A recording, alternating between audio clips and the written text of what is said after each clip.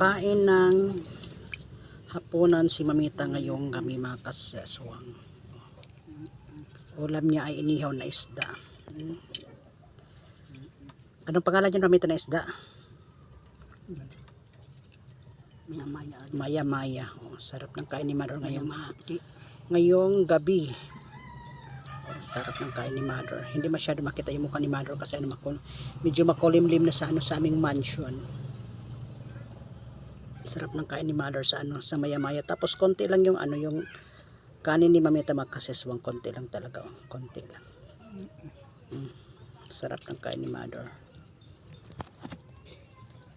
Sarap. Yan. Sarap ng kain ni Mamita. Himbisan yan. Malinis yan, Mamita. Pati himbis yan. Wala nang himbis yan. Mga dugay.